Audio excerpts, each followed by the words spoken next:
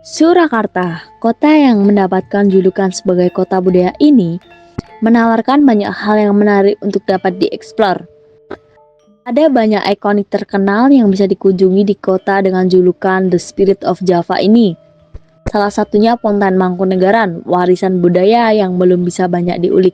Ponten Mangkunegaran peninggalan bersejarah Mangkunegoro VII yang dibangun tahun 1936 oleh Thomas Kersen.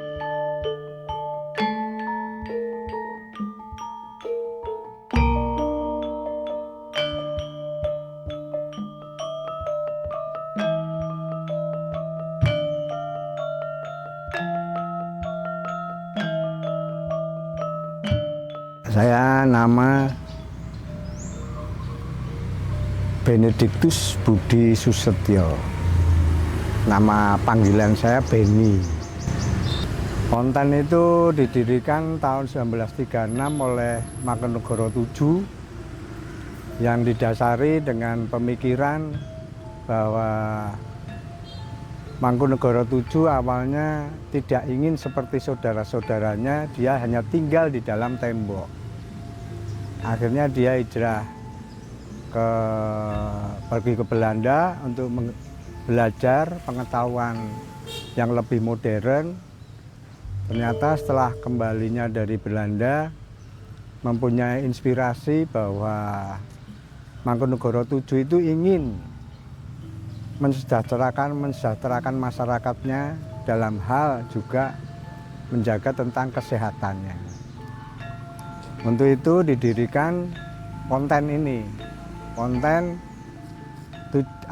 yang ada di dalam Ponten itu MCK, mandi, cuci, dan kakus. Jadi di sana ada harapannya dari Mangkunegoro VII, warga di sekitar sini itu tidak mandi, cuci, dan buang air besar di sungai yang ada di sini, yaitu Sungai Kalipepe.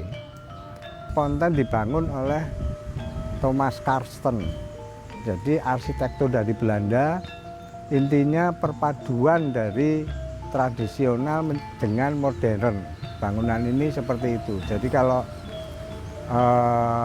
secara tradisional bangunannya bentuknya candi, tapi fungsinya secara modern untuk cuci, mandi, dan kakus atau buang air besar. Dengan berjalannya waktu, Ponten ini sekarang hanya sebagai monumen cagar budaya. Dalam arti sekarang hanya untuk sebagai destinasi wisata. Karena sudah tidak difungsikan lagi. Dengan alasan di dalam instalasinya itu sudah tidak berfungsi karena pipa-pipanya sudah pada karaten sehingga tidak bisa dipergunakan seperti semula. Dan untuk nguri-uri kaitannya dengan budaya, kita waktu itu membuatkan konsep kirab budaya yang temanya nguri-uri Ponten Mangkunegoro VII. Jadi kita lakukan kirab itu setiap tahun mulai tahun 2013-14. 2010 awalnya Ponten ini hanya berpagar tanaman hidup, tanaman teh-tehan. Kemudian kita mendapatkan dana dari pemerintah kota, kita bisa buatkan pagarnya. Otomatis pagarnya kita terinspirasi sesuai hal-hal yang kuno. Waktu itu bangunan ini tahun 2009 tidak nampak. Ini setinggi yang hitam-hitam itu, batu hitam itu. Jadi terkubur, terpendam ke bawah. Setinggi batu hitam itu, dan di atasnya lagi hunian rumah semakin tinggi. Jadi ini bangunan nggak kelihatan.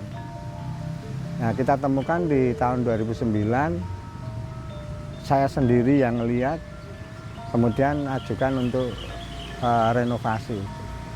Konten Mangkunegaran mengajarkan kita bahwa kemajuan bukan hanya diukur dari kemegahan, tetapi dari beberapa besar kepedulian terhadap kesejahteraan sama. Sebuah warisan kecil yang meninggalkan jejak besar tentang hidup yang bersih, sehat, dan beradab.